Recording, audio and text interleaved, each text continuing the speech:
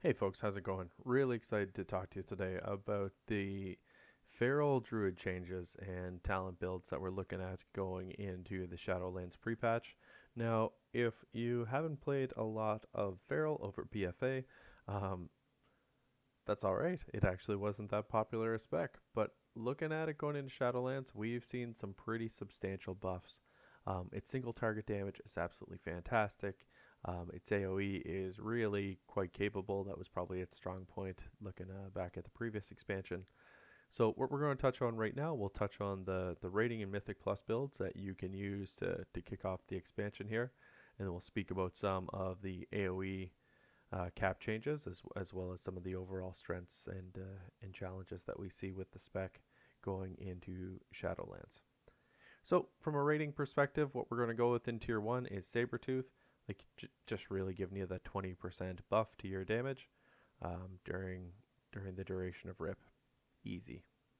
Wild Charge, like this actually just allows you to cover some content rather quickly if you need to, depending on the encounter, cover some significant ground. Tier 3, this will come down to your raid composition and what your raid leader wants you to do, but if you don't have any real suspicion of where to go with Balance Affinity. Having access to the Moonkin form can help if you need to prioritize a little bit of complementary range DPS, but ultimately Typhoon is actually the best part of going with Balance Affinity, and that's going to help you just on a day-to-day perspective. Tier 4, go with the stun that you pick up from Mighty Bash. Tier 5, Soul of the Forest is a little bit of a priority, and I know this comes off as a little bit of a surprise, but we've had some changes with Berserk, and actually when you do utilize Berserk, you actually only get 2 full cycles typically through your whole build and spend rotation. So that's actually making Incarnation a little less popular with the Feral build. Savage Roar could be okay for AoE, but you're not going to use it in a rating perspective. So stick with Soul of the Forest and the additional energy and damage that it provides. Tier 6, this row is kind of a drop down. You only get to pick 2 active talents here. You're actually either looking at Brutal Slash, which is what we're recommending right here.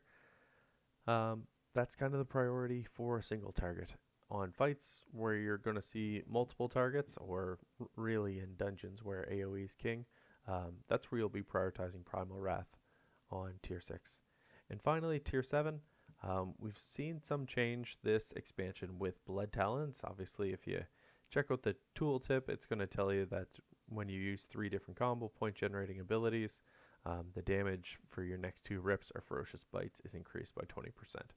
So you start stacking up your Blood Talons with your Saber Tooth, and this really starts to stand out as we've got some decent sustained damage coming out of Feral.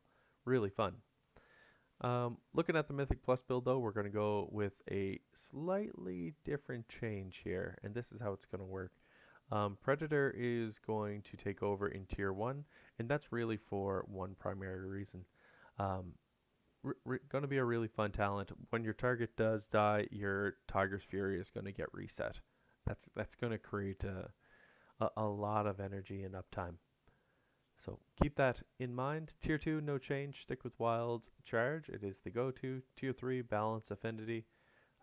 Or whatever your dungeon group needs, to be perfectly honest with you. But having the benefit of Typhoon in expansions or in dungeons is going to be fantastic. So roll with that.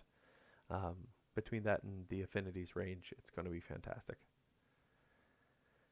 Tier 4, you're going to go with Mighty Bash. It's all just utilities across this row, but it's never a bad idea to have a stun in your back pocket. So keep that where it is. Tier 4, even with the Berserk change we talked about, like Incarnation is literally falling out of flavor. So let that one go. Go with Soul of the Forest, and it'll just help buff up your finishing moves and energy generation. So wins across the board. Tier 6, kind of mentioned it with the raid build. Go with Primal Wrath. That's the main difference here. Brutal Slash, great for single target. Not necessarily the case for AoE. And then Tier 7, Blood Talons, again, it's probably going to be your go-to, I'm going to say 95% of the time. There's going to be a few instances where Feral Frenzy might actually take over. It's the bleed component of that, and the real combo point generation is solid. But overall, Blood Talons is going to be your best talent. As far as the best stats you want to try to prioritize, like crit still remains our king in terms of generating the most damage. Mastery and Verse are kind of tied for the same. Haste is okay. It's not as efficient as crit in terms of damage, but it's solid. So as the expansion goes on, I expect you'll actually see Haste start to climb the ladder a little bit here in terms of importance. So keep that in mind. Make sure you sim yourself regardless of how things play out here. From a rotation perspective, again, like we're not changing a whole lot. The main priority of our build is to maintain RIP as often and actively as possible. If you're applying RIP with Blood Talons and Tiger's Fury, you're going to be producing a lot of damage. The next priority after RIP is Rake, and then again, you want to do that when you're snapshotting your stealth bonus with Berserk and Tiger's Fury. Any extra combo points you get between those two, as long as they're up, drive them into Ferocious Bite and generate your combo points through Shred. So you'll see our kits have all been unpruned rather significantly across every spec. But yeah, like no significant change here. If you've played Feral in the past, it's going to continue to be really fun. Honestly, overall, Feral has like an extremely fantastic single target burst where it's kind of sitting right now. Once we get towards endgame, like we've got Wild Flesh Rending in our kit right now, you're going to see it's going to produce a ton of damage.